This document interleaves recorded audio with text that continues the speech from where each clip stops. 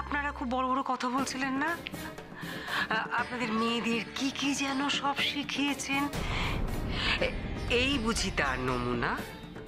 আচ্ছা, এটাই কি প্রথম নাকি এর আগেও বড় লোকের ছেলেদের এইভাবে আপনার মেয়েরা ফাঁসিয়েছে? একদম নাকামি করে কাঁদবেন না। হ্যাঁ, কি ভেবেছেন কি আপনারা? রাধিকাকে বিশ্বরূপের ঘাড়ে চাপিয়ে দিয়েছেন বলে কি ঈশানকেও বোকা বানাবেন না? পয়সা দরকার ভিক্ষে চান লোকের কাছে।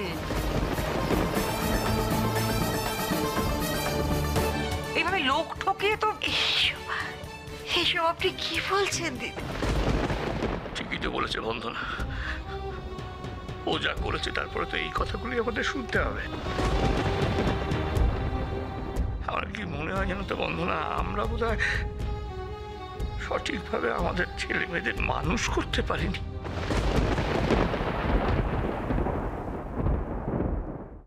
এই রে, এ আবার এখানে ইমোশনাল হয় না, আবার সব বলে দেয়।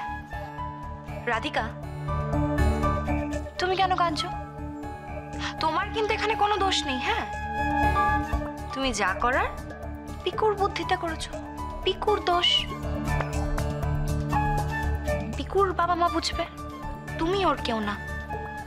ঠিকই তো দিব্যাই, তুই কেন কাঁদছিস রে? তুই কাঁদিস না, তুই তো ভালো কাজ করেছিস। সবার সামনে আমার সত্যিটা নিয়ে এসেছিস।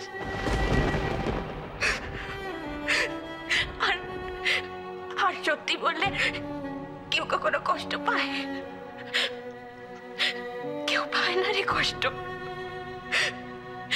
তাহলে তুই কেন এত কষ্ট পাচ্ছিস? তোমার এই সত্যিটা মেনে নিতে আমাদের খুব কষ্ট হচ্ছে পিকু।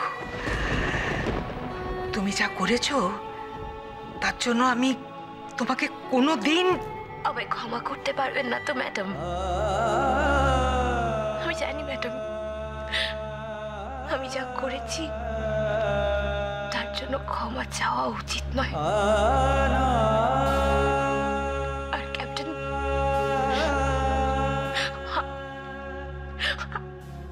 আপনি তো মিথ্যে বলাটা পছন্দ করেন না। আর সেটা জানা সত্ত্বেও এত বড় মিথ্যে তুমি আমাকে বললে কেন? করলে তুমি পিকু এটা আমার সঙ্গে? কেন আমার